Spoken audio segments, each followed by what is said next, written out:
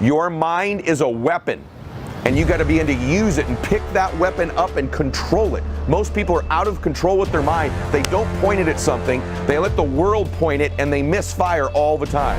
I want you to pick up that weapon that is your mind and begin to point it at the things you want, knowing that it's a magnet that draws to you the things in your life that you would most like to have.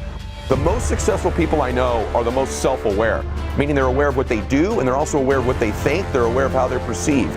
Do you ever think about what you think about? Because if you did, and if you took control of that, you could alter the direction of your entire life.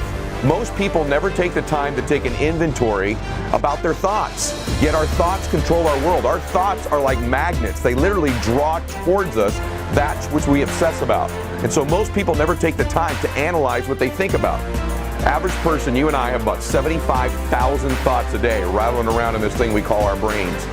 The crazy thing is 91% of those thoughts are identical to the previous day, and are identical to the day before that, and the day before that, and the day before that. And then we wonder why our life seems to repeat itself over and over again. So really the difference in our life, if we have 75,000 thoughts a day, here's the crazy thing, 91% of them are exactly the same.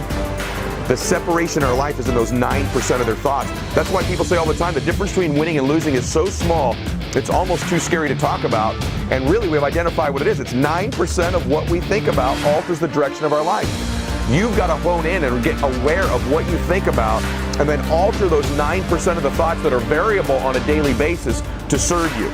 Because if you don't, these thoughts become like viruses. They're viruses in our minds. What happens in a computer when it gets a virus? It slows down. It becomes sluggish. It doesn't function at its optimal level.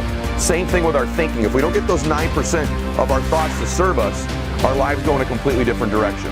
So remember this, you don't see things in your life as they are. You see things in life as you are. And so the more you alter you, the more you begin to see things differently. Which is amazing about this is we control who we are by what we think about. Everything in life is that way as well. It always begins with a thought. When we think a new thought, here's what literally happens. Thinking a new thought literally opens a space up in our minds, in our lives, that never existed before prior to having that thought. It's like a brand new space you created just by thinking it. And what happens is your unconscious and subconscious mind goes to work on filling in that space with the people, places, resources, and things to fill it up like a room and an architect would, to fill up that space and fully furnish it. That's the power of how we think. So you've got to begin to think about the things you want to materialize in your life on a regular basis and think about it repetitiously. Literally, the things that we obsess about become the things that we possess in our lives.